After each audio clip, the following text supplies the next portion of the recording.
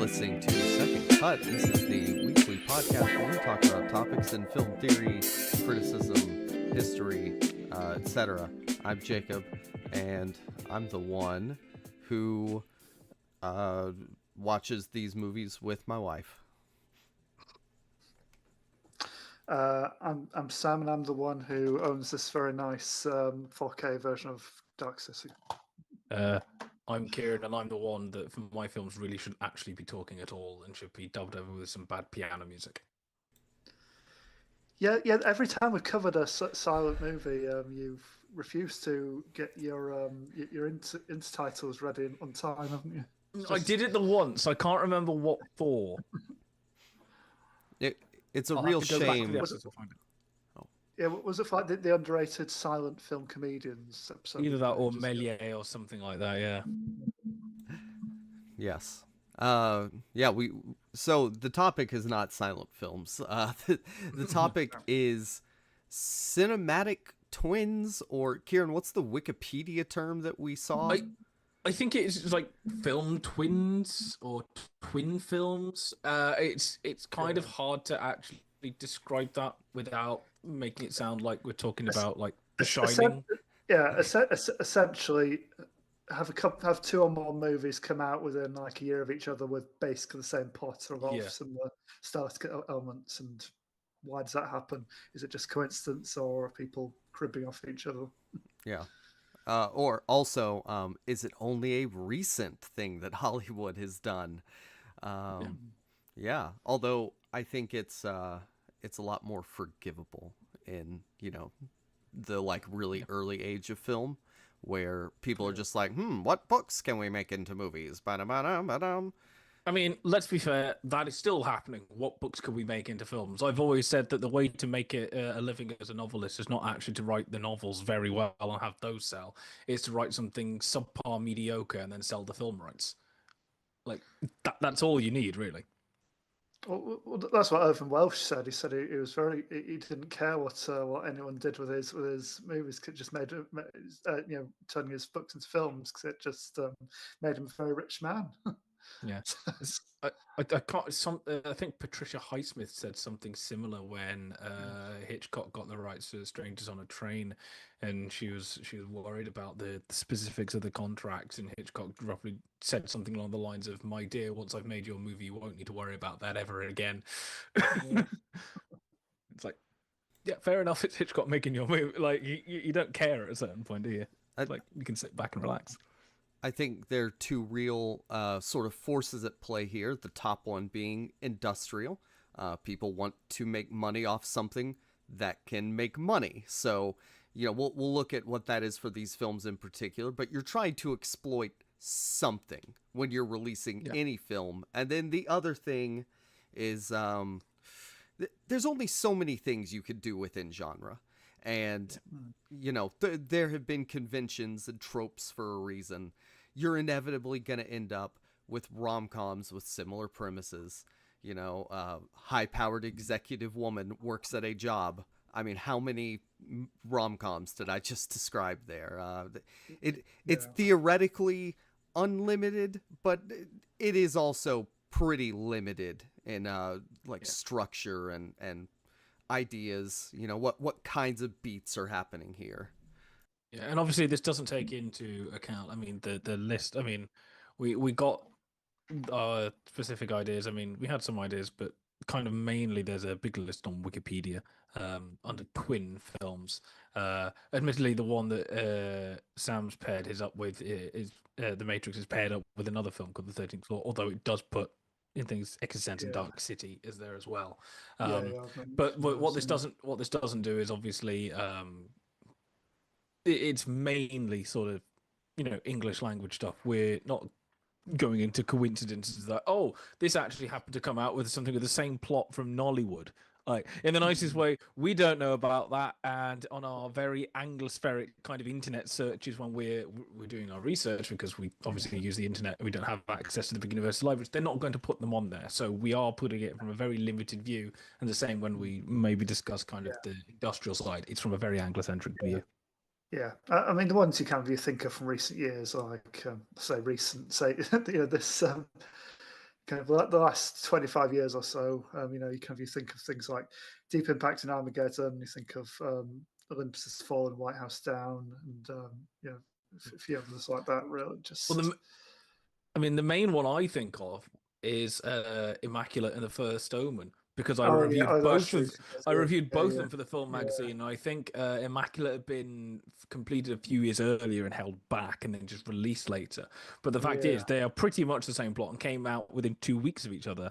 And to this day, I mean, I haven't watched them again since, but I think I was trying to review First Omen objectively, but it was tainted by the fact I'm watching it going, I'm just rewatching Immaculate, because the plot is pretty much the same, and to this day I couldn't tell you what happens in which one, other than one has Sydney Sweeney in it and the other one doesn't. That's it. That's all I can tell you. And one tries to be a film which links into The Omen right at the very end. I go, oh look, this is actually an Omen film.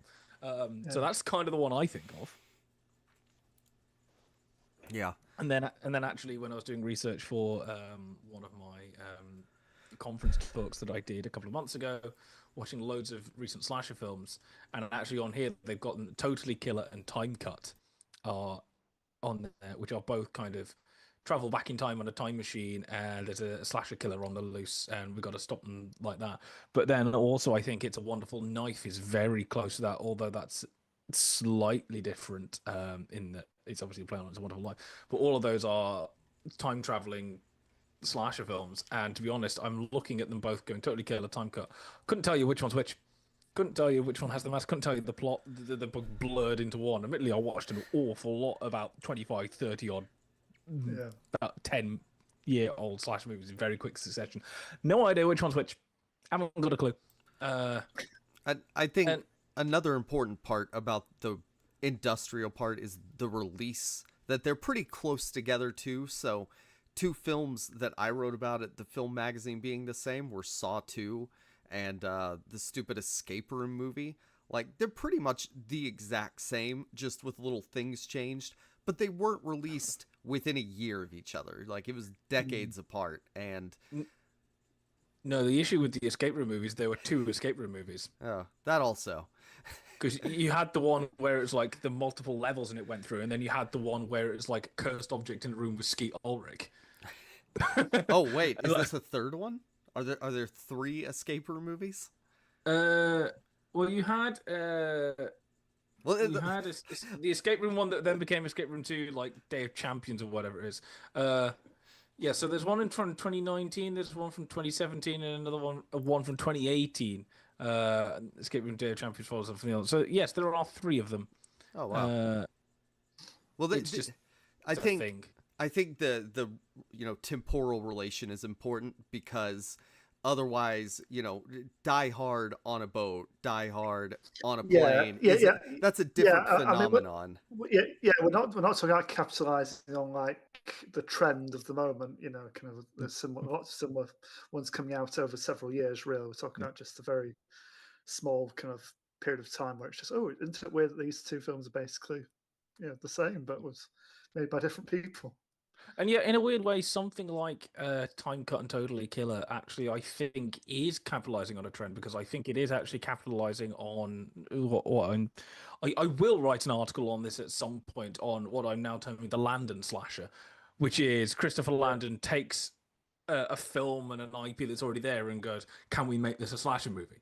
Happy Death Day, Freaky, and now he was like helping on, I think, Time Cut. He's now done it with Heart Eyes and stuff like that. I don't think like the Winnie the Pooh movies and stuff like that would have been, if it was not a thing. I probably was producing on We Have a Ghost as well.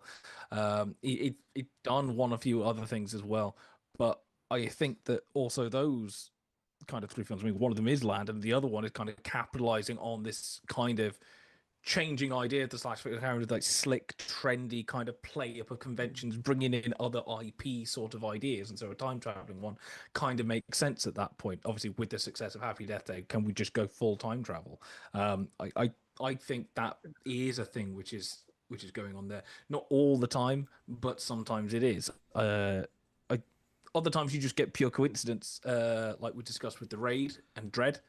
They were putting the raid together and editing it, and the trailer for Dread dropped for like a year later, and they were like, "Oh, damn, we have to get this out now," because everyone will think we ripped off Dread when we had no idea they were making it. Yeah.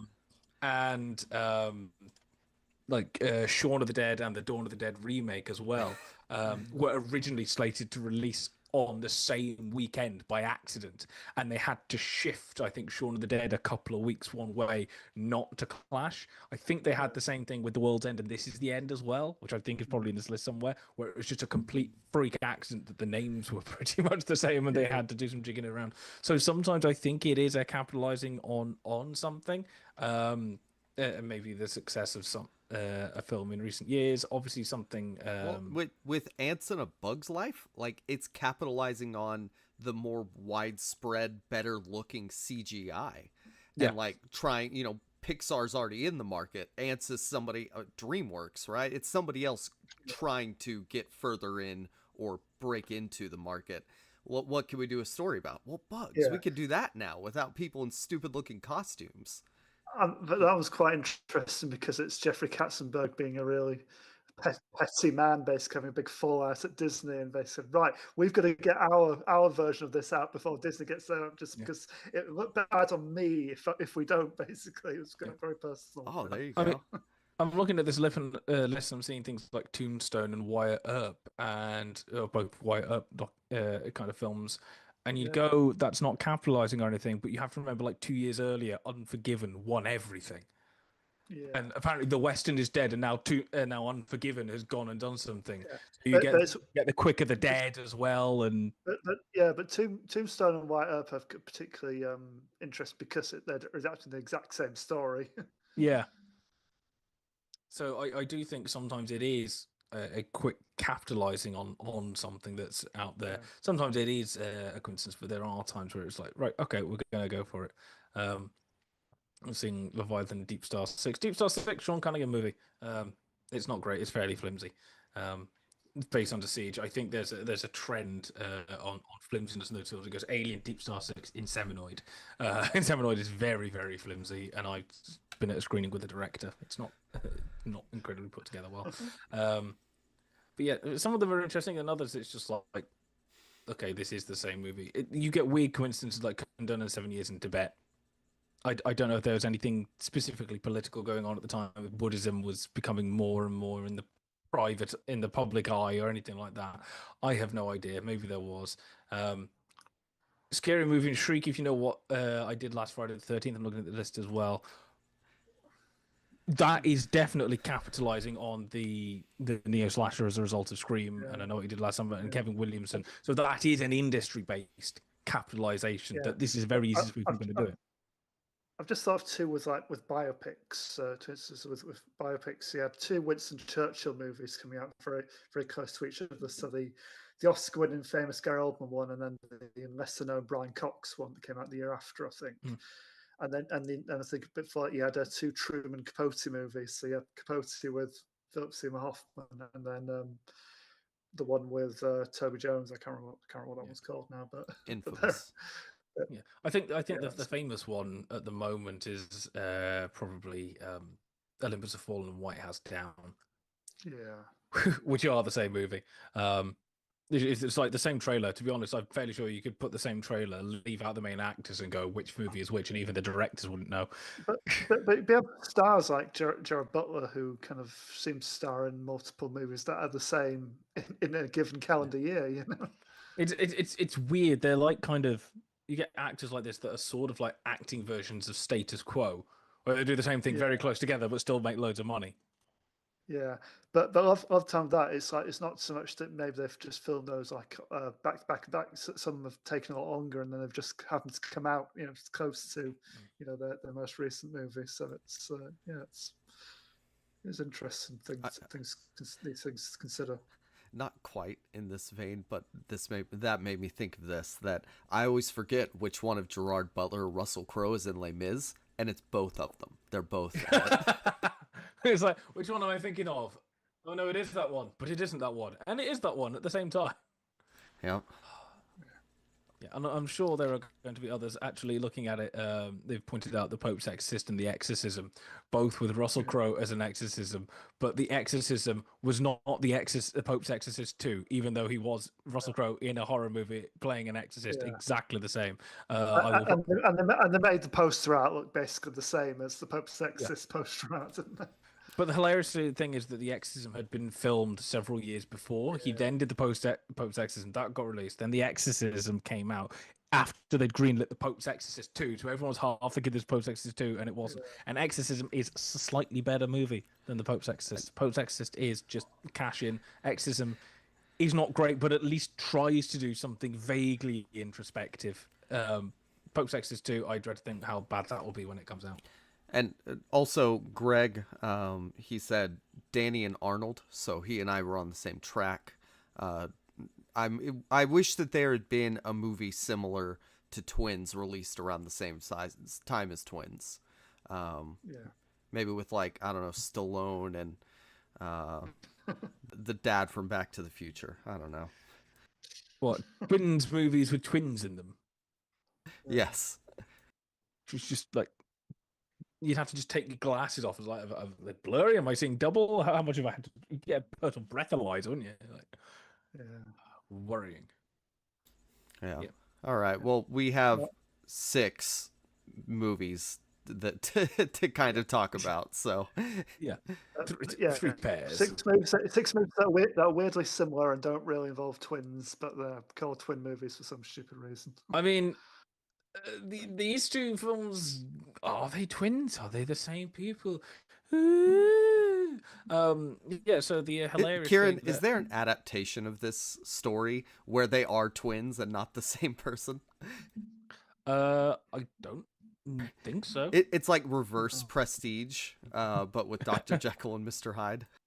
I will say that I'm going to give a personal shout out to Dr. Jekyll and Sister Hyde, which I saw many years ago, and I still think is one of my most favourite memories of a Hammer film that I need to rewatch at some point.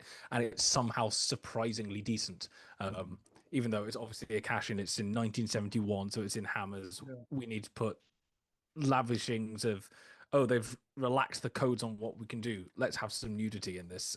We can show blood. We can show proper gore and boobs now. Yeah, let's try and get our ratings back because, like, considering sort of Rosemary's Baby, Night of the Living Dead has come out, you know, The Exorcist isn't far away. Like, everything's moving to the US, and it's like, we need to do something. But Dr. Jekyll and Sister Hyde is a very interesting one. So yeah, we've got actually turns out there were 3 Jekyll and Hyde films made in 1920. One of them by the very well-known and impressive Fritz Lang. Was it Murnau? Murnau. I get the 2 mixed up. They're both German expressionist films at the same time. Okay, give me a break. Yeah, Murnau and Fritz later. Yeah. But one of them went missing. The Murnau one went missing. We don't know where it is. It is gone. Well, I think Germany has got like the most missing films out there. Well, the thing is, they were the ones making them. It's buried with greed somewhere. Yeah, and I wanted to take a look at this because on the list of stuff, this is the earliest kind of example that they've got going, and I wanted to take a look at them because I think we are in danger sometimes. You can hear a dog barking. I apologize. I've got the window open because it's boiling here. We're sometimes in danger that kind of silent films are sort of the early kind of experimental times with a bit of Méliès in there, and that kind of goes around until sort of 1912, 13. And then you go, D.W. Griffith, we watched it, and then very quickly have a go at and run away with and ignore. Oh, yeah, we've remembered Porter in 1909. But then kind of, by the time you get to sort of 1920, we go German expressionist films and, like, the silent comedians. And then we very quickly go, right, now we get to the jazz singer, and then we move on after that. Yeah. And so it's interesting to look at they are American films, or are they British films? The Paramount one's American for sure. Paramount one's American, based off a Scotsman. I think the other one might be British. I think that's possible. James Charles Hayden was an American film director. Kieran, you're not telling me that film schools only teach us about maybe the best movies and that maybe there wasn't a pure industry in the 1920s unsullied by remakes and capitalism. Kieran. Oh, it's almost as if sort of within 7 months of film existing, Georges Méliès was remaking Lumière brothers films. Like, it's almost like the whole thing of Hollywood is only interested in remakes. How awful it's like. It's almost like film's been doing it since within 12 months of its invention. How dare it? It's just I mean, I will have a go at an awful remake at the best of times, but I also have a thing that we only have a go at remakes when they're bad. Like, nobody has a go at John Carpenter's The Thing for being a remake. Nobody has a go at David Cronenberg's The Fly for being a remake. Nobody has a go at Dune Part 2 for being a sequel to a remake of an adaptation. Like, it's just not happening, you know? And it's a good director, we let it pass. And, like, and in the nicest way, when Macbeth gets another version, nobody has a complaint. When Dracula gets another version, nobody has a complaint. It's only when it's, like, a film that's on its own that's being remade with like high gloss people that everyone thinks it's bad. When the film is actually bad, I will slate it for just being a bad film. John Carpenter's version of Village of the Damned, for example. Like, but if it's just like remakes themselves, like, there's a reason like these things happen. It's because they'll make money. And it's like, well, why don't they give original ideas more thing? I'll tell you why. It's because the first one made them $200 million profit, and there's a good chance it's going to make them another $200 million profit. You put something independent, you put 50 mil into it, there's a chance you're going to lose 40 mil on it. Like, where if you're a businessman, where are you going to make your punt? You know, like, what's going to happen? And so when we're getting to a point where we're starting to have films that are sort of longer in period, and we're going back and we're looking at kind of text that we can adapt, bearing in mind that horror is starting to become a thing. If we're looking to these things, and bearing in mind there have been adaptations like 1913 or 12 or something like that. There was a version of Jekyll and Hyde. There was a version of Frankenstein from around then. I think Edison directed a version as well.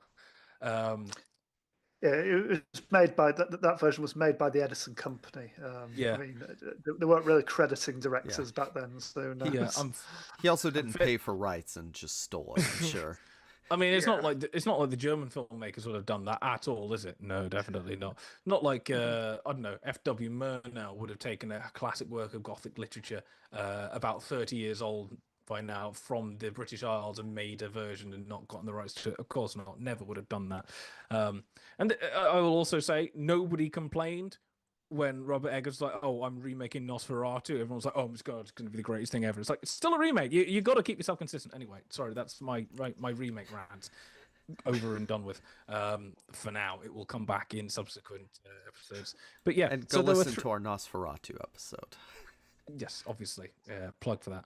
I think there were also... Was there a version of Phantom of the Opera, I think, done before the 25 one as well? Before 25 one? I'm not sure. I'd have to check that. I'm not aware of that for some reason, I think there was.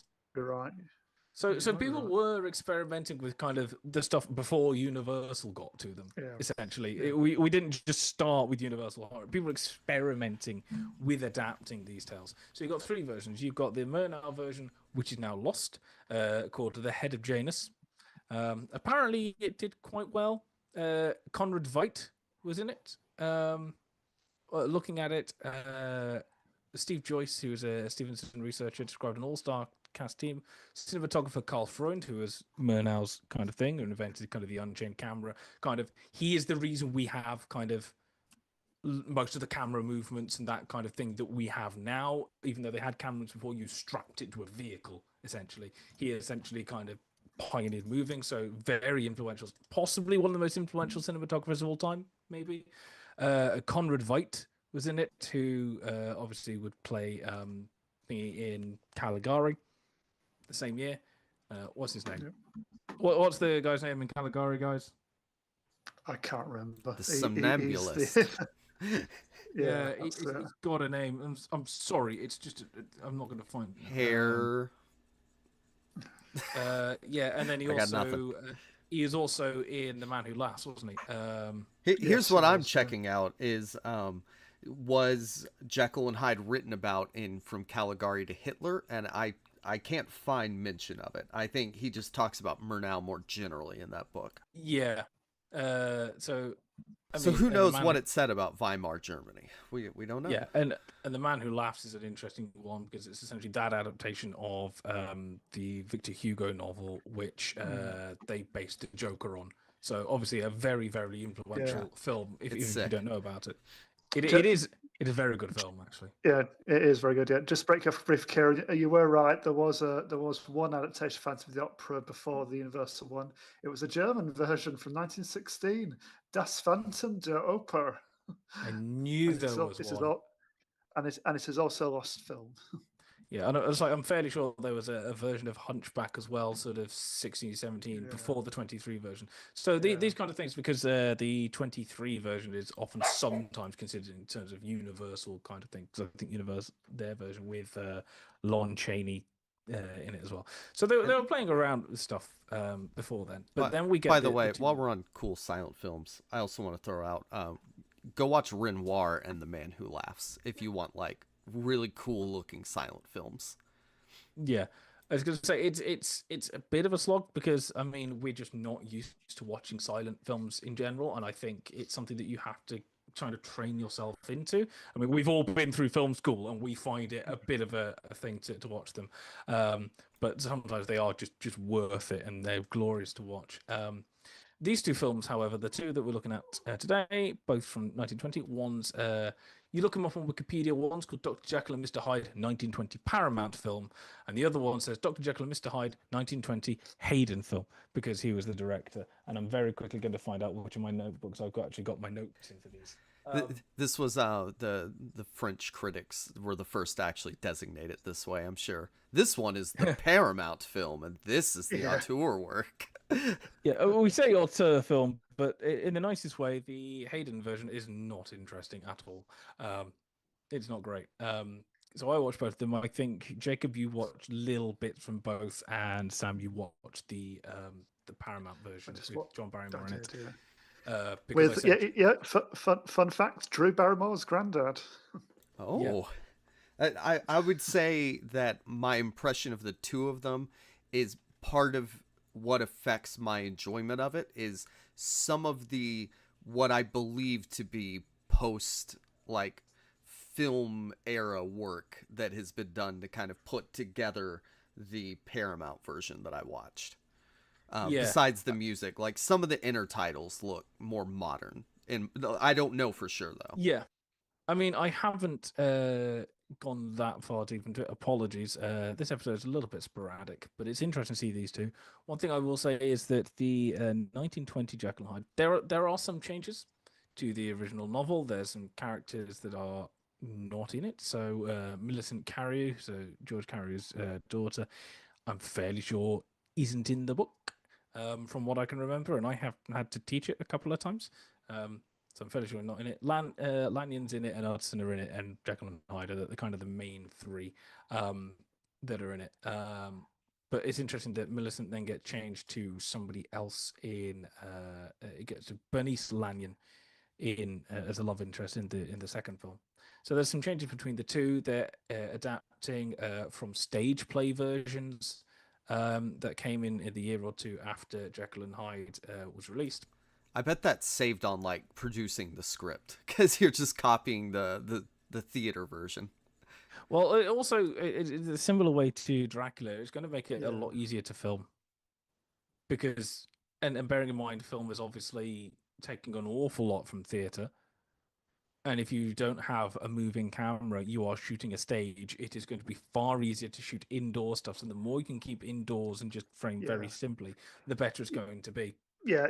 At this point, it's not that far removed from mounting a theatrical version. As you say, if the camera doesn't move, you just need to direct your cast and light, light your set just as you would on stage, really. Yeah, and as much as everyone, and quite rightly, has a go at things like Birth of a Nation and people think it was like, oh, it was lauded at the time. No, it was wildly protested at the time as well, for being absolutely abhorrent. Yeah. And people say it's got to be part of the canon because D.W. Griffiths invented a lot of stuff. No, he didn't. He didn't invent anything.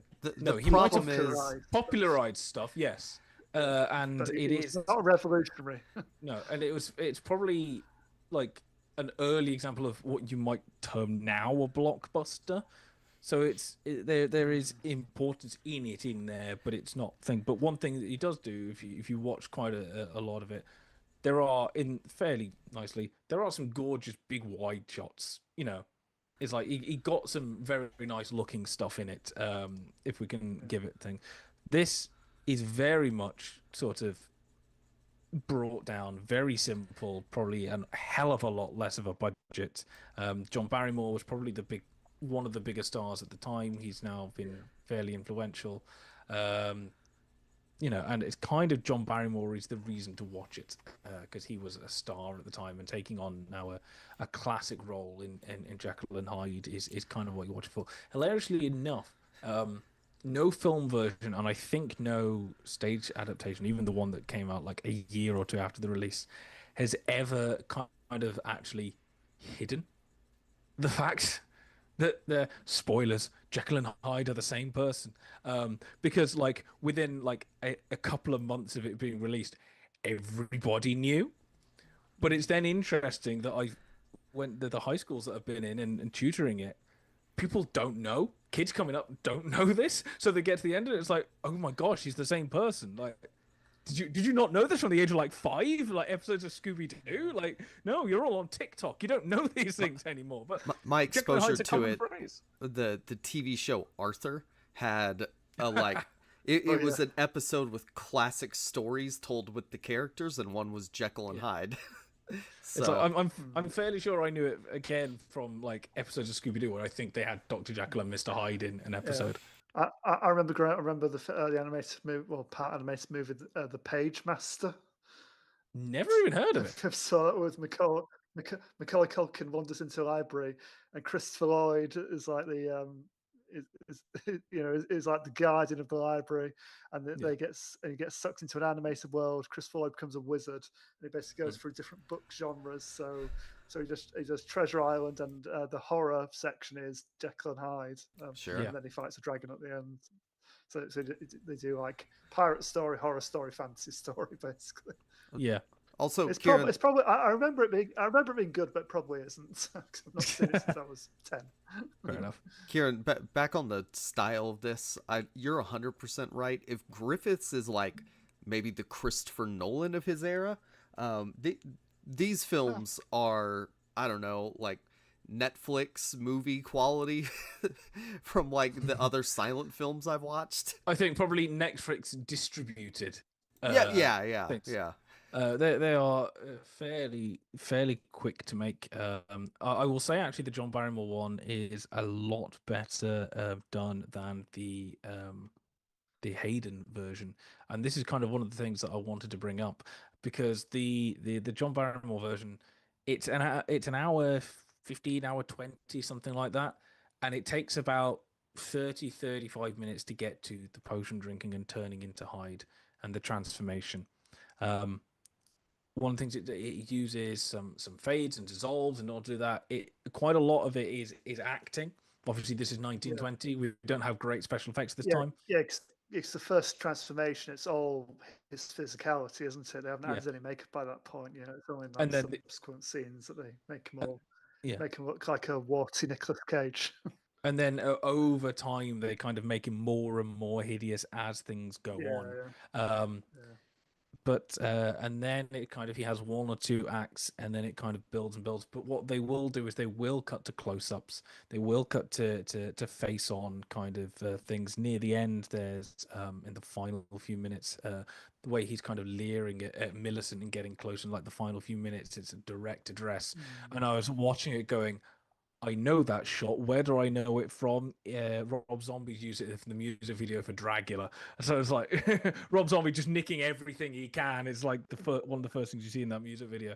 But it's not like massively inventive, but they are using stuff. There's also like a moment where Jekyll is asleep, and there's like a weird spider kind of phantasmagorical version of Hyde that kind of comes out of his nightmares.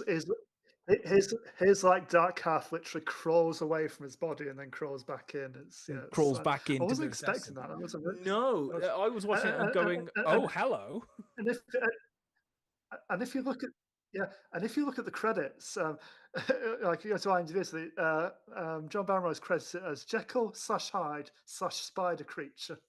Yeah, and it's like this is not in the book. This is something very obviously, and it's interesting. No. I think actually one of the things we're talking about, kind of why things might have happened at this time. One, it's an easy thing to do, but also bear in mind at this time, obviously Jekyll and Hyde is published kind of in the wake, just about 25 years after Origin of Species.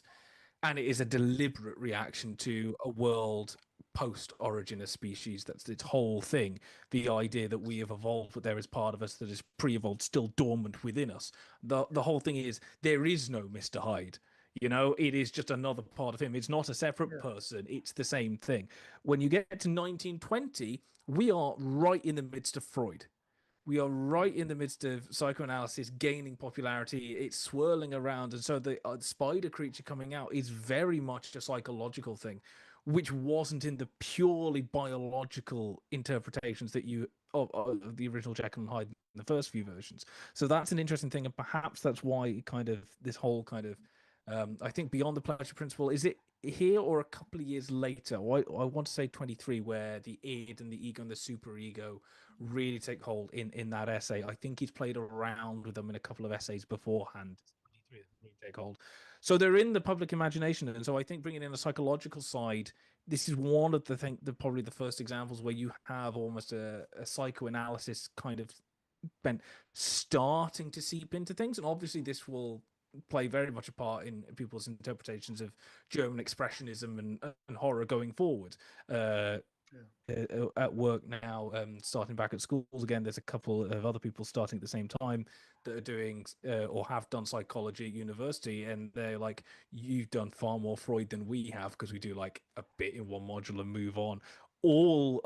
And you guys will know, pretty much all of film studies, and to a certain extent a damn lot of literature studies on an analysis side, a textual analysis side, is based on psychoanalysis. First year film studies, everyone did Freud, everyone did Mulvey, and a few others. Occasionally Berger would come in, things like that, or kind of genre theory. But in terms of textual analysis, from a purely textual analysis point of view, it's pretty much all psychoanalysis. So this is interesting, I think, to see the first kind of slips coming in there.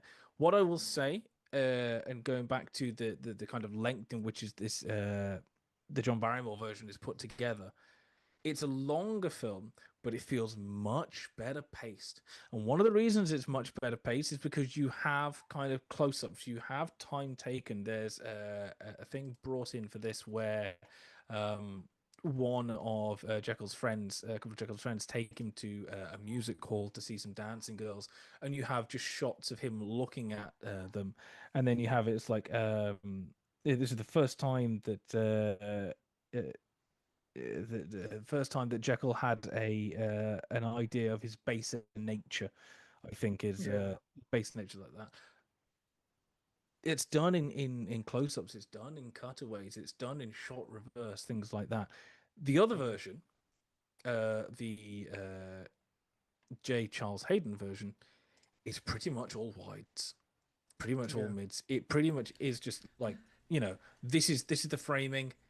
Everything will take place here. So I don't think you actually get a close-up of Hyde at all. It's purely in the performance that he's meant to be evil after the transformation. He'll look in the mirror and recoil from it, and that's how you know. Which is probably if being honest, more accurate to the book, isn't it? Because Hyde is, essentially he doesn't physically transform as such. The book, it's more like an inner kind of bestiality shining through, isn't it? But the thing that you have in this version is there's like in the I'm going to call it the John Barrymore version, the Paramount version. There's maybe 2 acts of violence that come in.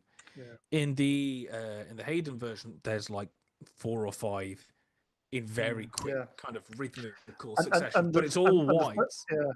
And the 31 version goes to some really dark places. I mean, obviously that was like a pre-code film, so they could kind of get away with it. But he's multiple murders, sexual assaults, and everything like that. It's just it really goes to those. But the notes I've got here is that, and I'll read directly from my notes. It's much more violent, and this is about the Hayden version. But the lack of cinematic techniques make it feel weaker, because it is just somebody running on stage doing something and running off again. There's no impact from the techniques, and this is where film manages to up itself. It's in choosing when and where you're going to change up the techniques and the styles and the editing and the camera angles in order to get the impact. Especially in this era when that is all you have, because there's not dialogue, there's not diegetic music. You pretty much have to make impact, like you said, with close-ups, how you cut shots together, which is like Eisenstein's whole thing. I was going to say, but Eisenstein, his main thing, like he develops that. I mean, when's the Kuleshov effect kind of discovered? Like 15, 16, something like that. Yeah. Eisenstein won't have his several things of montage kind of set out in Russian until sort of like 22, 23. So they are playing around with it. But just looking at the 2 films, one after the other, which I did. I literally watched the one, got a new cup of tea, and watched the second one. It is night and day how one director has got a grasp on, even with the limited techniques that they had there, at least trying to find a ways to, maximize the impact that they've got. And it's not all successful. And it's not all wonderful, but you can see attempts. You can see we're going to cut back to this character looking intently at something, and then back again, something like that to get stuff in. The the Hayden, the 1927 version, they're both in 1920. Hayden version, I mean the Paramount version, there's stuff spelled out in the titles, but the Hayden version is so blunt. It's untrue, like whole paragraphs here. It's like, oh yes, blah, blah, blah, and I've just discovered something about my plans for good and evil. I think I will try it out tonight. It literally is just like reading prose at a certain point, and bad prose at that. And so I think, wrapping this up because we've got a lot more to get through, it's both these songs are interesting. I think the John Barrymore version is very interesting to watch anyway. The other version, kind of don't watch it unless you're very interested, or you're interested to see side by side how 2 directors at the time where you had, I mean, there are, I think in both have like one instance of a very slight, subtle, maybe half a second pan, but that might have been somebody knocking the camera for all you know. That kind of not knocking the camera because it's obviously deliberate, but it's like once maybe in the film. So you don't have moving camera, you don't have nailed down montage theory yet. I've talked too much. You have pretty much nothing except where to place the camera, how long to hold it for, and gut instinct. Like I think what you're describing, like with the crappier one, is I don't remember which one it is. I think it's the Hayden version. Yeah. Yes. The Hayden version, everything feels functional, and it's got the scene at the beginning where it says, this is this character, bum ba dum bum bum bum, and this is this character, bum ba dum bum, and like I don't know. I think the other one is a bit more artistic. I like the editing more. It's got a darker like visual tone, and part of that could be the print quality. Like the Hayden one I watched was not great, but if you are going to watch one of these on YouTube, do the Paramount one. Yeah, the Hayden one I would say is kind of a stage play filmed for film. So you will occasionally get sort of one side of the room, and then in this room, which is next door, and then cut back. But it's the same wide, and it's all done in wides. There's no close up. One is a filmed stage adaptation. The other one is a filmic adaptation, and that's the John Barrymore Paramount version. And that one actually is a very interesting piece to watch. And I'd say add it on just so that you end up watching stuff that isn't just German expressionist films from the 1920s, or your Still Keaton horror. and your Chaplin. It is, and obviously this is 1920. This was shocking for people at the time, but probably not shocking now. It isn't shocking now because we all know what it is. But it's an interesting artifact, and it's a fairly decent film as well. I think when I actually did log it on Letterboxd to steal Sam's old catchphrase, I gave it a 6. Yes. Yeah, I think I was quite similar. So yeah, it's a very interesting one. Yeah. So from 2 films adapting the same story in the same year, we go to 2 films. So this is 77, 8 years later. Something like that, yeah. Yeah, and these 2 films are released a year apart that have a similar kind of thesis and concept it's going to explore, but in very, very different ways. So I'm talking about Dark City from 1998 and The Matrix from 1999. By the way, do we need to explain The Matrix to anyone? Really? We're going to say spoilers, but if you haven't seen The Matrix, what are you doing? Yeah, I mean, I will say that Dark City cost 27 million to make and made back 27 million, so fairly broke even. In contrast, The Matrix cost 3 times as much and made 467 million. So, there's a bit of a difference in terms of the scale of success of these things. But Dark City has become a cult classic in the decades since. So, I'd argue it's like a case of an art house kind of film noir take on like this sci-fi concept versus like an action blockbuster take on this concept. It's kind of. But essentially, this is it's an Alex Proyas film. So he made this after The Crow. He actually had the idea for it while filming The Crow, and then they basically, when that did all right, they came to us and said, "Oh, got any other ideas? Anything else you want us to finance?" And came up with this. So it's the story of John Murdoch, played by Rufus Sewell, no relation to me, as far as I know, who wakes up in a strange, shifting city of eternal nights with amnesia and some unnatural abilities, and he basically goes down a rabbit hole, tries to solve the mystery of these weird alien beings, psychic alien beings that are manipulating the city and its population, tries to reveal exactly what's going on. Why is there never a daytime in the city? Why is everyone's memory so foggy? Why do so many people seem to share the same memories? Despite no evidence of them having the same experiences. So it's one of these big kind of big idea sci-fi conceptual head scratchers. But essentially, when it comes down to it towards the end, you find out these aliens are just basically trying to work out what makes us tick, and what makes us human, essentially, by every night they shift the city around, they shift what jobs, what kind of lives people have, and then just set them going again, just see, kind of see how they behave, how they interact. I found this article from Slash Film comparing 2 films, and the writer said Dark City was, conceptually speaking, the first part of the Matrix trilogy. The second part was the Wachowskis' own The Matrix, and the third was David Cronenberg's Existence, released a month after The Matrix. All 3 films deal with insidious machines that can erase one's self-identity and rob them of their agency. All 3 films, the insidious machines were overseen by a malevolent force. They're run by inscrutable aliens in Dark City, by insidious AI in The Matrix, and by unscrupulous video game designers in Existence.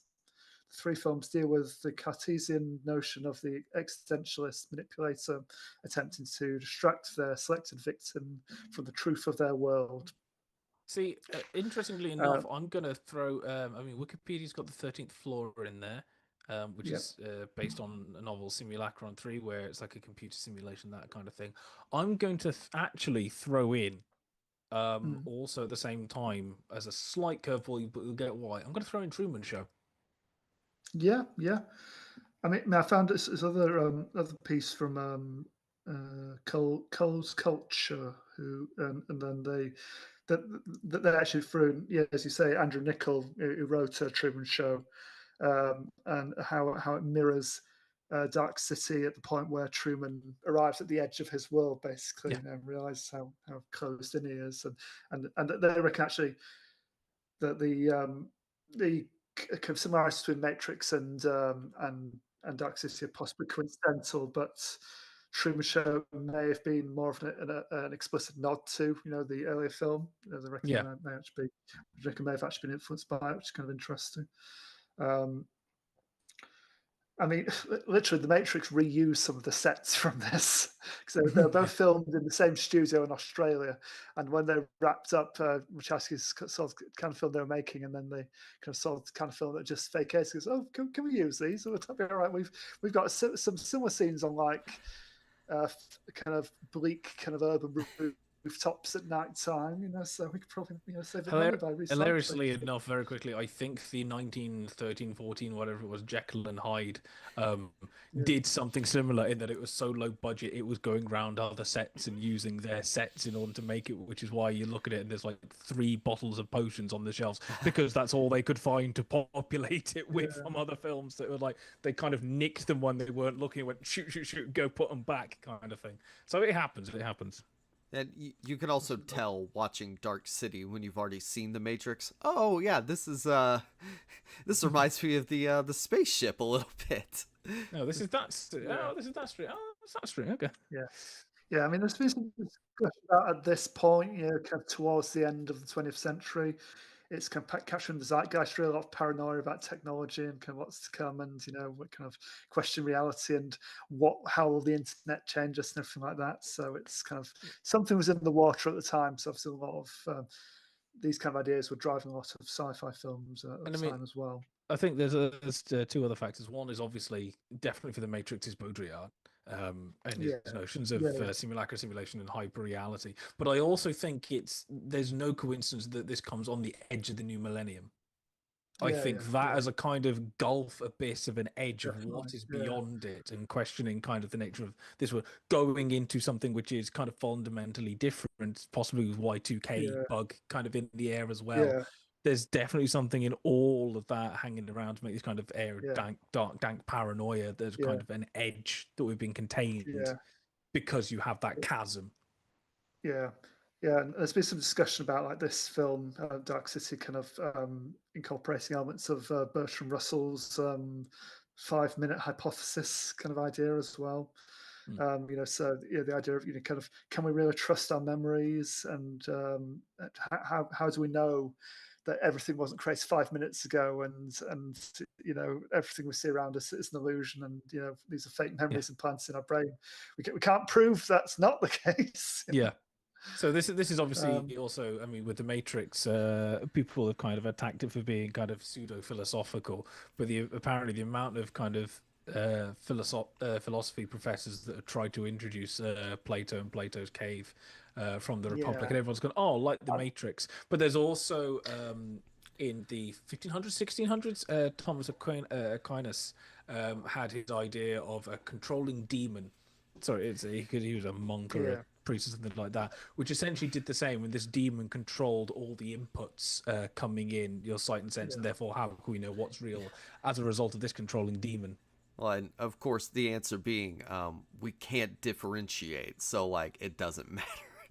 Otherwise you're just falling into hard solipsism and nothing gets done, nobody can do anything.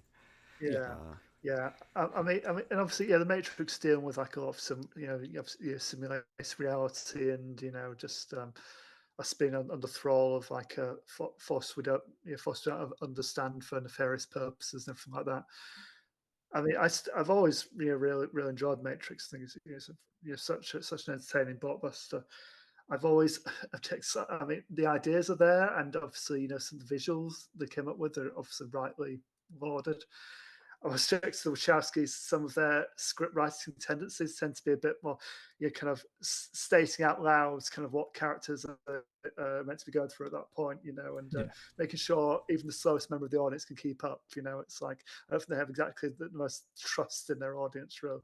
Whereas Dark City, I think Alex Price and his screenwriters, I think, can leave a lot more up to interpretations. You can just you can read as much or as little into it as you want. You can just appreciate it. It's like a really stylish looking noir kind of mystery thriller type thing.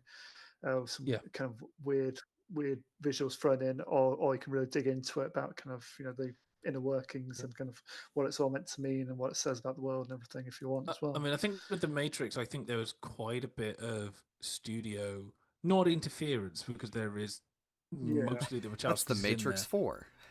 Yeah.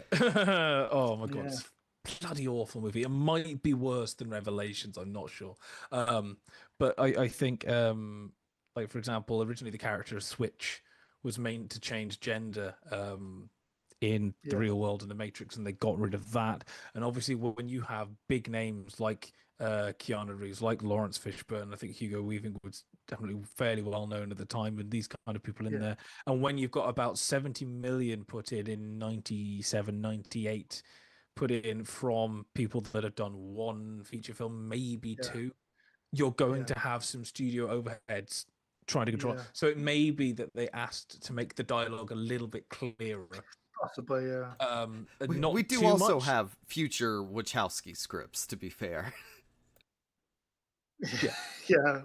Which is still very much, saying stuff out loud so they can keep up, because these ideas are just so out there. And speaking of studio interference, this reminds me quite a bit of Blade Runner. Originally, Dark City. I mean, to be honest, I've never seen the original cut of Dark City. I've only ever seen, because I came to it late, I've only ever seen the director's cut, which took out the opening voiceover, for the dummies in the back. Basically, I'm going to be perfectly honest. Blade Runner is my favorite film of all time. I've only ever seen the final cut. Like, I haven't seen the original with the voiceover and the happy ending going through the shining forest. I kind of don't want to. The voiceover, which literally Harrison Ford read with a gun to his head. He just really didn't want to. But and now when you say I came to it late, Sam, I'm picturing 7-year-old Sam like having to wait for it to be out on VHS because his parents wouldn't take him to the theater. No, I think I saw it around when I went to uni. I think so, about 2012ish. So yes, a New Line apparently forced Alex Price to add an opening narration by Kiefer Sutherland, which gave away what the strangers were, what they were trying to do, basically. Gave away just got rid of the whole mystery from the start, because they thought, honestly, aren't going to get this, so we'll just tell them what's going on from the start. I'm a little glad they did. And Price, and Price obviously objects to it, and he removed it from director's cut, as well as adding in some kind of extending some scenes and redoing some of the effects. About the wobbly kind of psychic power kind of effects looked a lot more dodgy originally, which I've never really verified that. So obviously it's influenced quite a lot by film noir, and they threw in like intentionally kind of anachronistic kind of mix of kind of stylistic elements and stuff, so you couldn't quite place it properly, because obviously it's not a real city, it's not a real town and place, and it's meant to like put you off and and kind of make you feel a bit strange in that world. Price insists on doing as much practical as possible in terms of actually having a big set, because he wanted to have complete control of like camera angles and shifting buildings around a bit and literally leaning them in a bit to make them look a bit off. Just thought it'd be easier done if it was kind of physically done that way. Apparently, he was influenced by the look of the city and how it looks a bit strange, especially when it's moving around by during filming The Crow again, which involved like nighttime cityscapes, and how watching watching the grips moving things around on set, and you kind of saw buildings moving. Oh, that might make for an interesting concept in the film. I'll use that at some point. I'm very disappointed about his price. Recently, his latest auteur seems to have come out in support of AI along with Aronofsky. So never mind. Warner Brothers apparently objected to the Dark City title. That they objected to the music Dark City because they thought audiences would confuse it with Mad City, which was released in '97. I've never even heard of Mad City. I don't know what that is. So apparently didn't do very well. So the title changed to Dark World, but Steven Spielberg's team objected to that due to The Lost World. Then it was changed to Dark Empire, but George Lucas's team objected to that due to Star Wars. And then eventually the title changed back to Dark City after Mad City underperformed. But apparently they're a bit like the whole Revenge of the Jedi thing. There are still some posts out there with the the original title, the alternate titles on them out there, and the collector's items apparently. This is weird because I'm getting flashbacks to when Peter Blatty did Exorcist 3, which is based on his novel Legion, which is the sequel, and he wanted just to call it Legion, but like the producers were like, no, you have to call it Exorcist 3 so that people will know it's an Exorcist sequel, and it's like, no, because nobody will turn up because everybody hated Exorcist 2. And then when it didn't do well, the main reason was everybody remembered Exorcist 2. And he's like, this is why I wanted to call it. So actually, names are just as important as everything else for making sure an audience is on board. And I don't actually think we pay enough attention to the naming of a film for this. What's the one Hellraiser was almost called something like Sadomasochist from Beyond the Stars or something like that. Yes. It's just like, no, Hellraiser, please, even though hell is not in there. But yeah, names are important. Yeah, I mean, I think so. It's just back off and just let them call it whatever they like, because even if it's just a really kind of ostentatious or kind of garish title, it's going to get bums in seats. I mean, what was Zoe Kravitz's directorial debut originally called? Was that Pussy Island before they renamed it to Think Twice or whatever it was? I will Blink Twice. Blink Twice, which I've seen a lot. Yeah, that should have been called Pussy Island. That would be a catchier title, but okay. Yeah. Roger Ebert loved this movie. I mean, he reckoned it did kind of some ideas that The Matrix did, but better. And he said it. I think he described it as a very generous film. I think he said he did a commentary track for the director's cut originally, which I think I have listened to at some point. And he said some of the lines of every shot is a very generous film. Every shot is so much more beautiful than it has to be. He says I suppose it goes beyond just telling the story. Just giving you enough information. It's like there's so much detail in every frame, and so much effort put into like the art design and the lighting and everything. It's just he just said it's gorgeous, which I tend to agree with. I mean, I like any movie that seems to be heavily influenced by Edward Hopper. It's my favorite artist. So yeah, there are definitely some elements of that in this, in terms of the lighting and the general kind of time period and aesthetic, really. So, and then it goes all Kira towards the end. You have John Murdoch fighting the aliens with like this big psychic waves, and then they're floating up into the sky, shooting psychic beams at each other, and the city's falling apart, and just kind of kind of like how it's so fairly restrained for 80%, then it just goes all anime randomly at the end. It's pretty fun. By the way, Sam, did you mention both films are very green? They are very green, yeah. I mean, but that was just a 90s thing, wasn't it, really? Yeah, it makes sense with The Incredible Hulk. And really by 2008 they're pushing it, but yeah, I really associate that with the late 90s, early 2000s.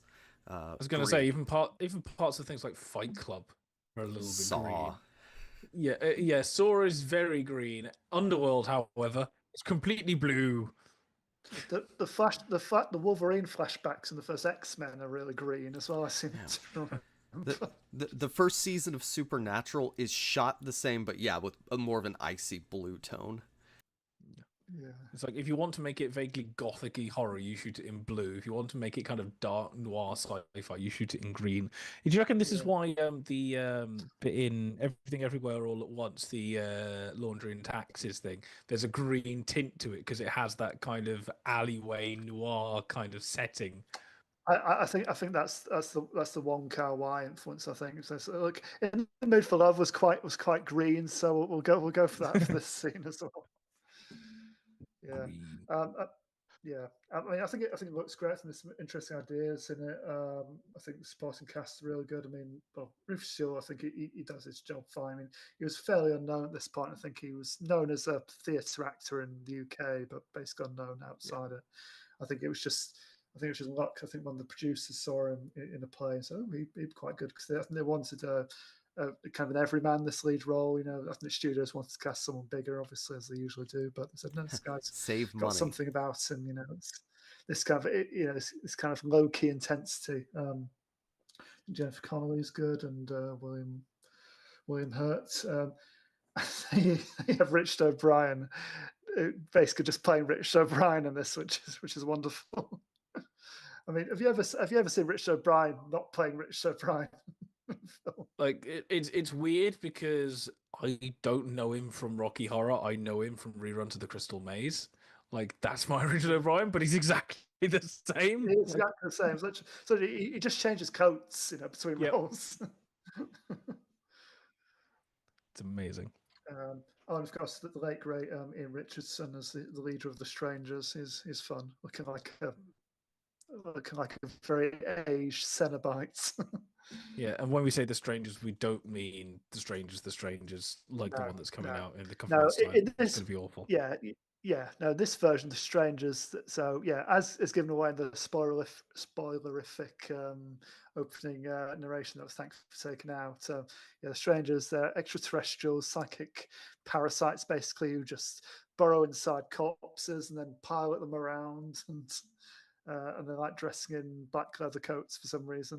Oh, another Matrix connection. I was going to say, there's something about those coats, black leather trench coats. Yeah, I mean, it's interesting. Both of them have like these, like the main antagonists. I mean, there's like a wider force controlling them all. The main antagonists are like anonymous, kind of black suited kind of beings, kind of relentless beings, like following the heroes around. Yeah. The only difference is like one uses guns and one uses like psychic blasts. They essentially they're trying to get their memories back and trying to work out kind of why they're there and what's going on. There's this the MacGuffin of the film is Shell Beach. Essentially, it's like everyone's trying to get there, but it's just from a nice looking billboard. Everyone seems to have some memory of being there, even though it possibly doesn't exist until John actually creates it at the end. He basically becomes a god at the end. He gets like the strangest powers, and he can remake the world, to his will. To be like what Neo gets through the Matrix sequels as well. There obviously must be a thing at the moment with strange billboards with Life of Chuck as well.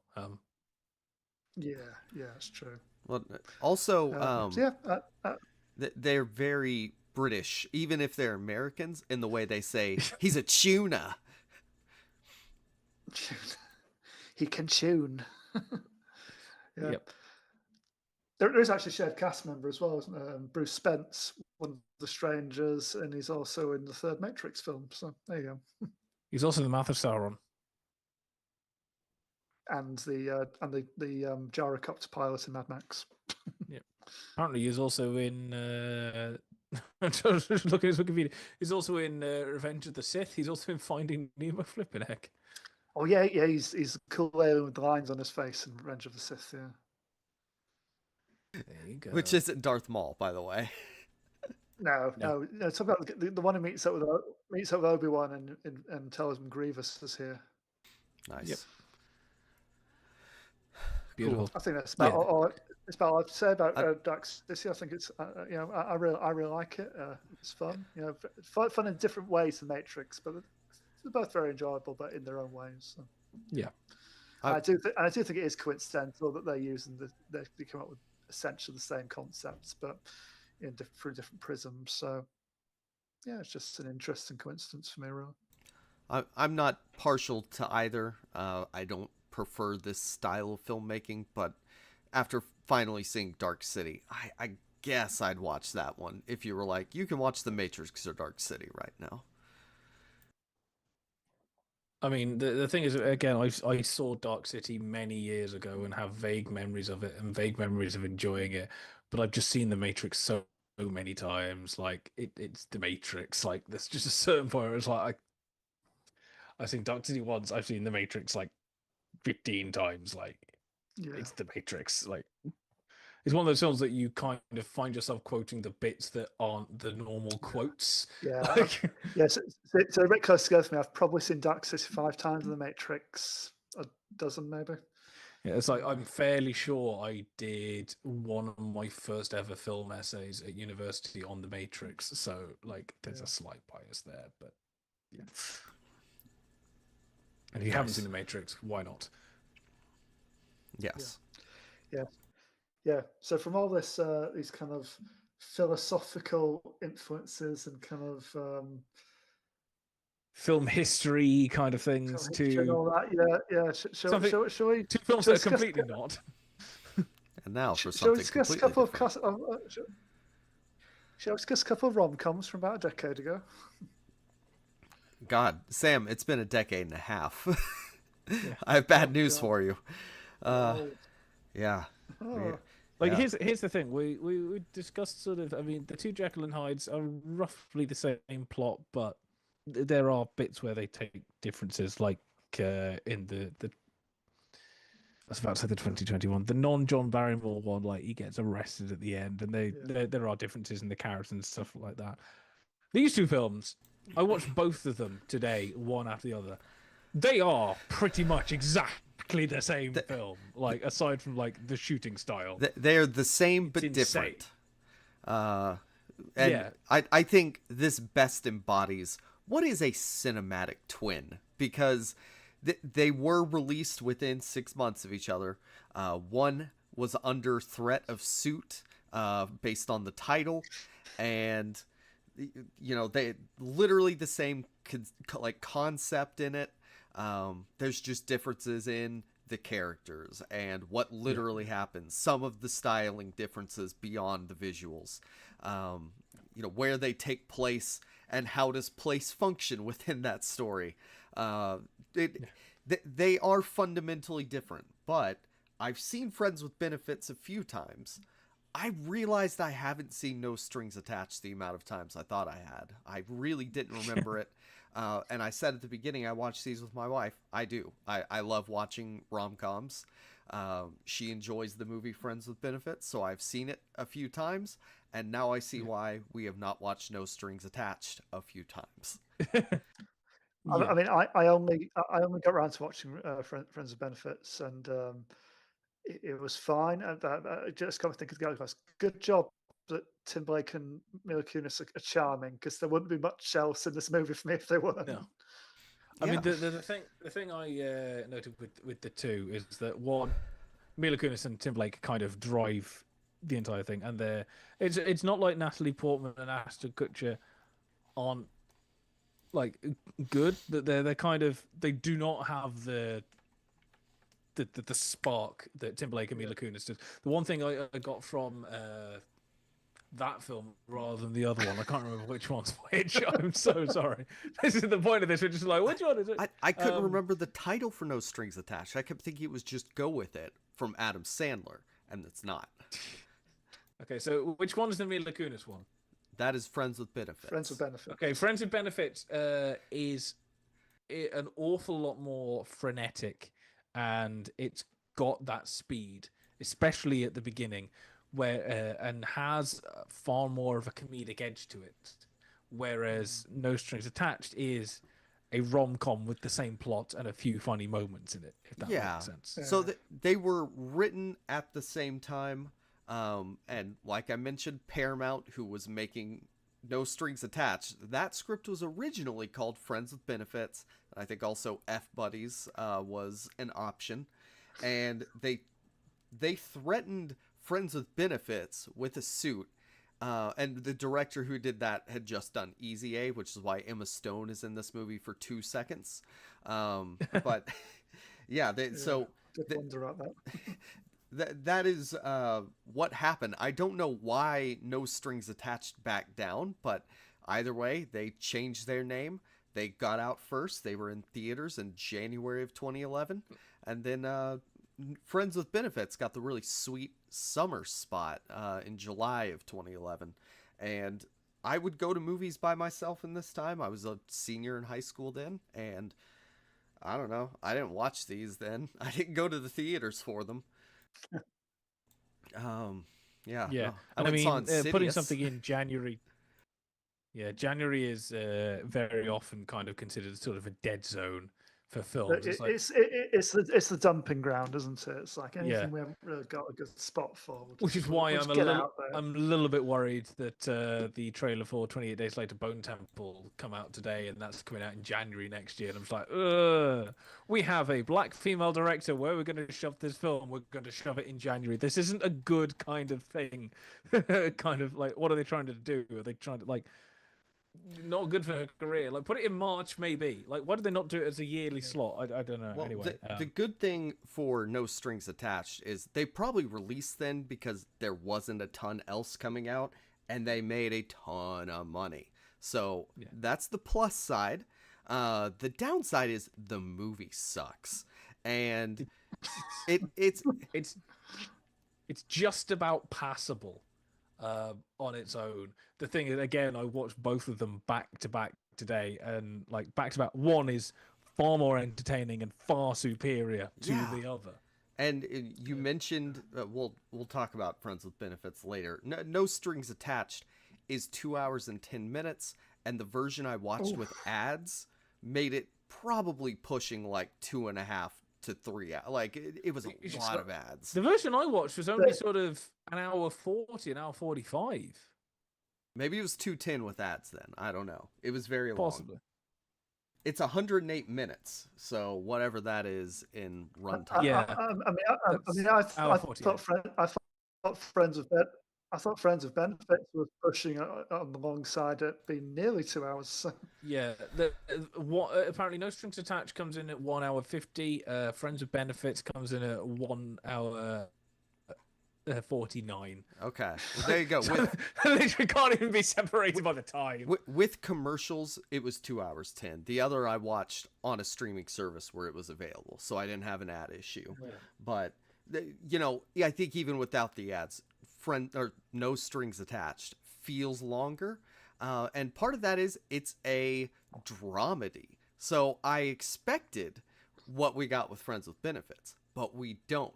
So it's the writer of New Girl. She wrote this script, and she is basically trying to and that was crazy when I was like, was this movie written by a man? Nope, no, written by a woman. This was not a dude writing this script. I was just astounded by how stupid and flat the characters are and boring, and especially not Adam Sandler. That's a different guy. I'm even confusing the actors.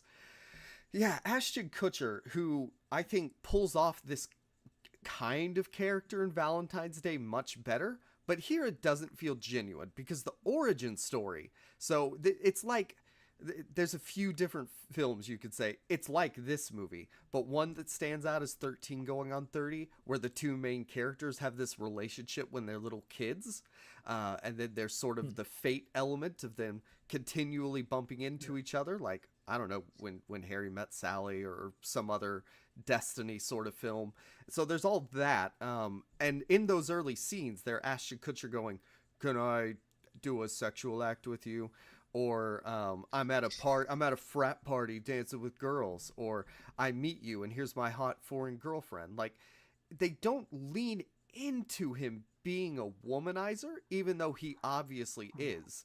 And so what we get is this really milquetoast protagonist who is riding a line between, what we would call an F-boy, and just a kind of normal good guy who's handsome and gets on well with ladies.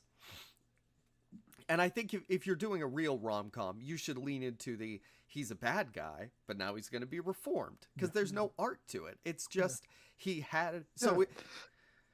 I think what she can fix him. She can fix him, and he can make a movie ending that's happy. I don't know what he's doing for her. But Kutcher, weird enough, feels like even in a boy meets girl rom-com, and I'm thinking of Kurt Vonnegut when he does his story structures. He does a boy meets girl one, where it kind of start off on a normal day, and then the boy meets a girl, and everything's wonderful. Oh god damn it, everything's going wrong. Gets him back again. It's the exact formula. But Kutcher is just a plot device. Yeah. Like in the like he has no Not in character. the nicest way. He is there to be. No, like he's just there. Yeah. And I mean, like he obviously has some acting chops. Occasionally, I see him. I don't see an awful lot of him in, but occasionally I have seen him in, and just like very slight comedic timing when he took over from Charlie Sheen in 2.5 Men for a couple of scenes before they wound it down because they're like, yeah, this is not working. He's obviously not Charlie Sheen, but a couple of times in that you do see moments where he goes, he's got it. He's got timing in there when he's allowed. In this, he's just kind of meant to be the big dumb adorable guy. Like there's one of the things I didn't get a feeling of was any kind of. You say he's meant to be kind of the F boy. I didn't get a sense of anything. I don't know whether it's just written to be like too good to be true, because there was no issue with him. Yeah, because that makes sense. That's the other side of Ashton Kutcher's character is in the beginning he's kind of an F-boy, but what I think this whole film was first built around was whoever Elizabeth Merriweather. I think she was in a writer's room or something, and somebody or her said, what if there's a dad and he's dating is the polite way I'll say, his son's ex-girlfriend. And then I think it all just built out from there, because that's the real pivotal moment in the plot is his dad's a big Hollywood producer and he doesn't want to be a Nepo baby. Great Scott. That's his thing. He doesn't want his dad to come in and say, my son wrote this script, you better produce it. No, he wants to make it on his own. In the mythical world where Nepo babies are just making it on their own and not benefiting from their father.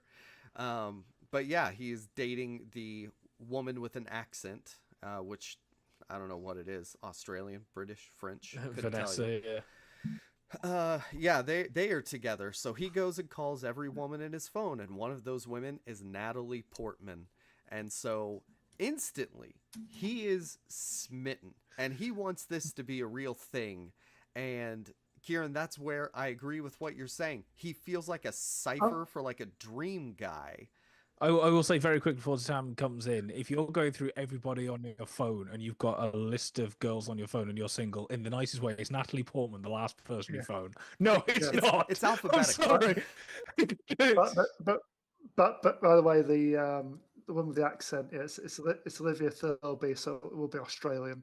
Just gonna confirm that. And also, this film was directed by Ivan Reitman. What? Yes. Yeah, it is. Jesus Christ. And by the way, one thing he said about this movie was like, oh, kids these days, they'd rather just have sex than have emotional relationships.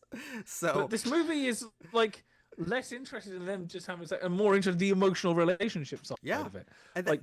And and the relationship part is all on Ashton Kutcher's side, which I think what they're going for is we're going to set it up so like the woman, she, because something Woody Harrelson says in the other movie is women want relationships and men want physical intimacy. And this movie wants to turn that on its head and say, no, Natalie Portman is a professional career woman and doesn't want attachment. She just wants to get in and out. You know what I'm saying? And so that's where it's weird, where Ashton Kutcher is both a good guy, but also clearly not a good guy because he's calling girls and saying, this is where they're trying to lean on his comedic instincts as he does like Rogan-esque improvs, calling women on a phone and saying, "Oh, do you have a place I can park my boner?" Which it's mildly funny, but we're talking the comedy high points of the film, unfortunately. Yeah. It's a dramedy that's trying to be funny at the same time, and it isn't. And to be honest, if it got rid of that and leaned purely into the kind of the drama aspect of it, it would be a lot stronger.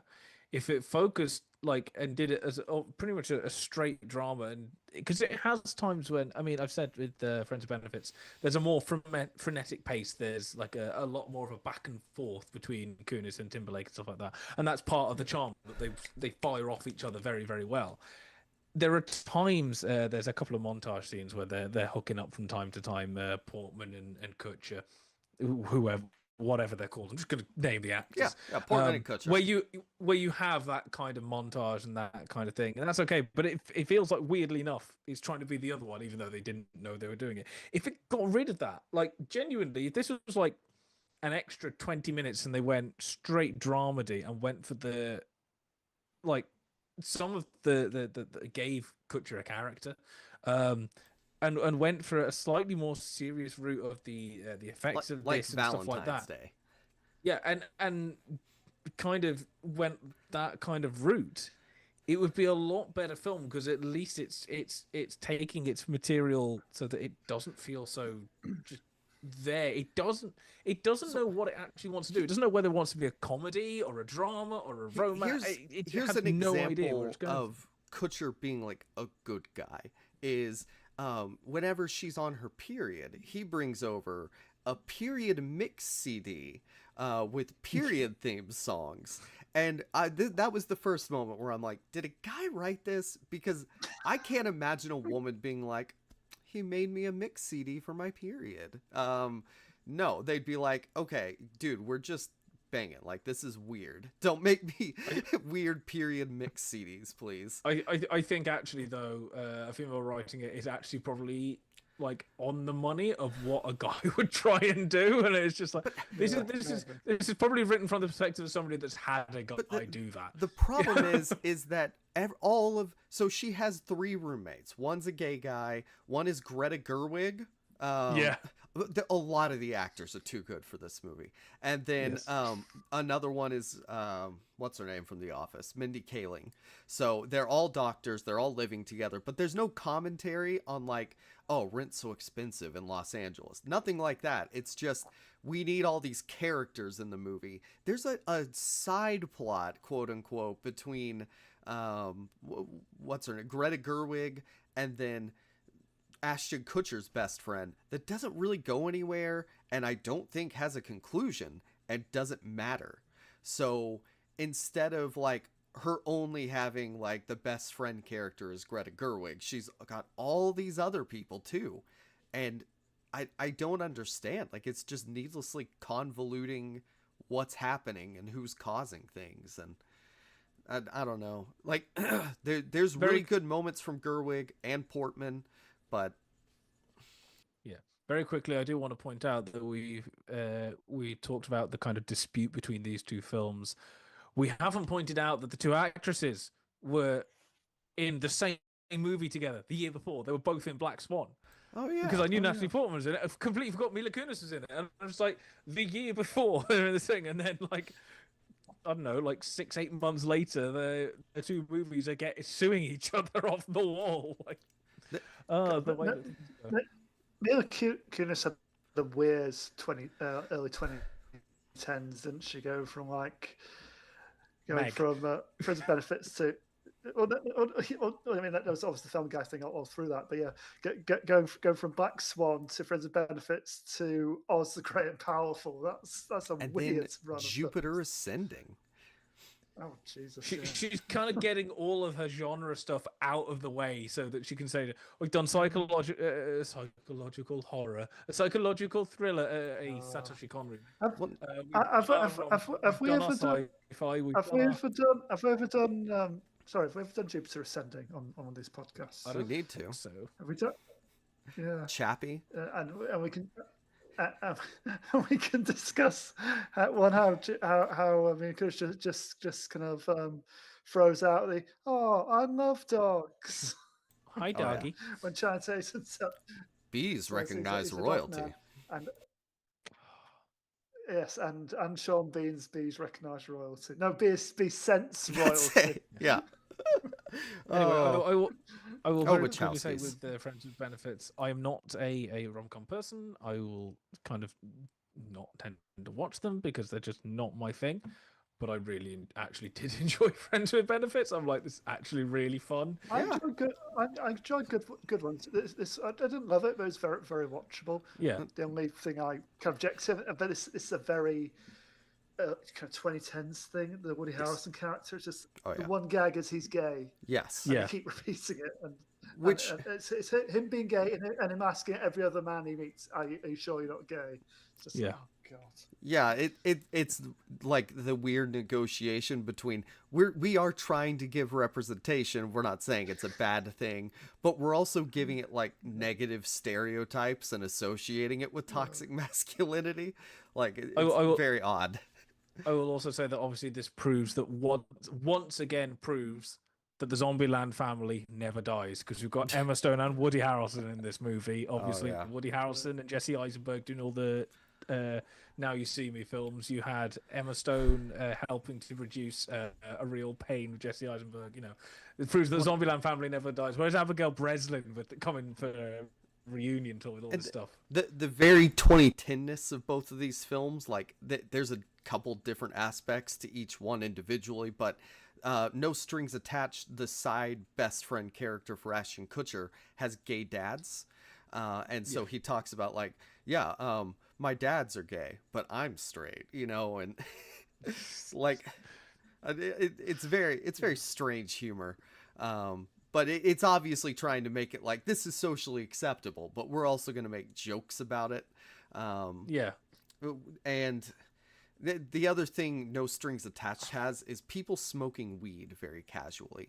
The dad does it. The sister accidentally does it. But that feels more like a late 2010s thing where somebody buys legal edibles and then, oh no, we ate the gummies or something like that.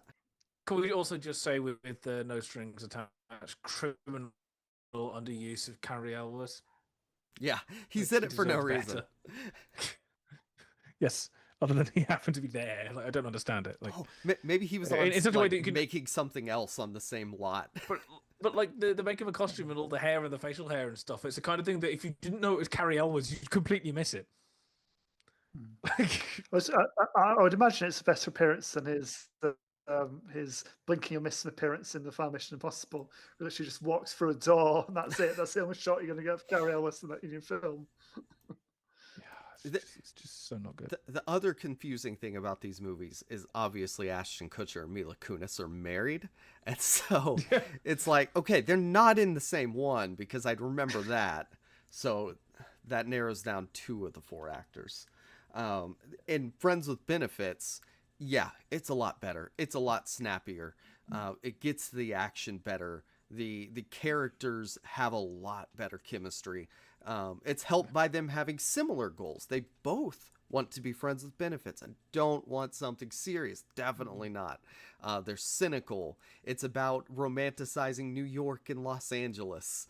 It's about being a magazine editor in the internet era.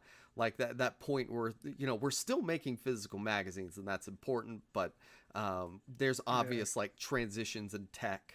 And, you know, she's a corporate headhunter or whatever they call her, executive recruiter. And so that's how they meet is she gets him a job and then he's the only person she knows in New York or vice versa. He knows in New York. So who else are they going to hang out together, you know? And they end up, you know, catching feelings. And by the end, they're doing flash mobs because, you know, flash mobs are very hip in 2011, I think. I was going to say, as the American, is that a thing?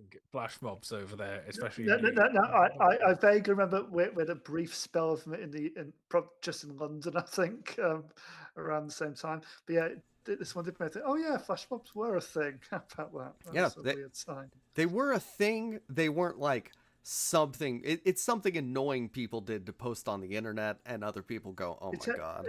It tends to happen in the shopping malls quite a bit. Yeah, train station. Yeah. And then there's a Christian movie that does one in like 2015. They finally get on the wagon. But I think, we've talked a bit about why Friends with Benefits is better. Also, the plot line with Richard Jenkins is just sad. So it's like you've got to have a little bit of pathos in, yeah. So Tim goes home to his sister and his dad. His dad's got dementia. Keeps forgetting that his wife's not around anymore. Yeah, it's very manipulative. Because he's got to be an eccentric person with dementia. His thing is he just takes his trousers off randomly, And I'll say that I know they're different issues, but both male characters have issues with their fathers. Like, they're very different, but it's like, how is that even still a plot line? That's also another Kutcher movie, What Happens in Vegas, which also has an actress. The person who plays Lucy, Lake Bell in No Strings Attached, is in that. She's the best friend character, I think, for Cameron Diaz. She's played a lot of best friends over the years as Lake Bell. Always the bridesmaid. What other things did I note? The edgy improvs, cupcakes and period CDs are the way to a woman's heart, according to a female writer. Especially if they're red velvet. Yeah. Also, I want to point out these fellas are saying Timberlake, even though it might sound like they're saying Tim Blake. Justin Timberlake is the actor. Yeah. Every time you say Tim Blake, it runs together for me, and I think of like, who is Tim Blake? Oh yeah. Okay. So, sorry, I hadn't noticed that we do Timberlake. It's okay. Tim Blake. Yeah. I suppose we say it quickly, don't we? Okay. Interesting. And obviously, like, I can't remember exactly when Timberlake's transitioning into acting, but he's pretty good at it, and around this time he's doing like SNL stuff too, and that's probably why Andy Samberg's here. Yeah, but he was in he was in The Social Network and Inside Llewyn Davis by this point, wasn't he? So yeah, he'd had a few acting gigs, I think. Oh, and I mean, he started out as like a Disney kid too, so I guess he was always acting sort of in a way, but and then I looked into, obviously casual sex. It has been a thing. Like at the very least, it's a Seinfeld episode where Elaine and Jerry, they have a conversation like, yeah, we can have sex and be friends, of course. But around the late 90s, from my research, is when Friends with Benefits became a term for it. And then No Strings Attached actually has its origins in like the 17th century or something related to books. But yeah, it around the same time is when those two terms begin to catch on in popular culture. In 1999, there was some like Oregon student play called Friends with Benefits, so it was being used then. And so finally in the late 2010s, studios are like, yes, let's make movies to capitalize on casual sex in the early 2000s, so always with the times, these filmmakers. It's great. Film studios. Woo! Yeah, no, it's like... Also, Urban Dictionary's definition was first noted in 2002 of Friends with Benefits, so... There you go. It is keeping with the time period, yeah. No, Friends with Benefits is... At least I had a blast with it. It's genuinely entertaining. And again, it's like, it may not be the most polished film ever. It may be incredibly formulaic and everything like that, but that's different to a film that you can enjoy. And I genuinely enjoy it. I suppose it's part of the point of it, but it did kind of I laugh a little bit that they spend the first half of it really kind of dismissing like rom-com cliches, the fake film within a film with Jason Segel. And But then Rashida they end up Jones. doing a lot of the same. Yeah, they end up doing a lot of the same things by the film's close. But yeah, I guess it's kind of playing with it, isn't it? So it's fine. Yeah. And then No Strings Attached is just there, and I'm going to forget that it exists at some point. And I also like the part where Mila Kunis is in the back of a limo changing, and she distracts the driver by like, "What's that building?" No, not the Empire State Building, the one with the antenna. There's a lot of genuinely funny things that I laughed at, and not just like, "Oh, this is as funny this movie's gonna get, so I guess I'm gonna find this amusing." Like in No Strings Attached. Yeah, as somebody that doesn't do rom-coms, I genuinely enjoyed Friends with Benefits, so that's as good praise as you're gonna get, really, I think, from me. Yep. So there you go. I will eternally associate that concept with these two movies. But I will at least now be able to distinguish between them and remember both titles and not watch No Strings Attached. Yeah. And that concludes a 6-film tour through pretty much the entirety of film history, 3 different genres. Like, if you wanted a more eclectic series of films ever, this is the one you've got. Yeah, we got to 91 years of film history covered in just under 2 hours. Never say you don't get your content's worth. Yeah. So that is it for this episode, but we'll be back next week with something else. Until then, where can people find you? You can find me at SSB Thinks Film and at the Second Cut Pod Substack. Is my latest thing on there. It's my double review of Weapons and Eeny Meeny. I think that's the last thing I wrote. So I will share that on the socials. I forgot to. I do plan to watch Highest to Lowest on Friday when it drops on Apple, and I'll be reviewing that. So that should be up before the next time we meet for the pod. Yep. Hopefully you don't find me anywhere. If you do, I'm Judgmental the various places. Can't remember the last thing I have on the Substack is. I'll try and get something new up at some point.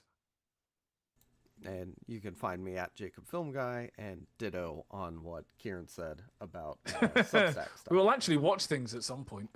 Yeah. Or just write about general stuff, but we'll see. Maybe. Yeah. But that is it. Thank you for listening, and goodbye. Adios. Goodbye.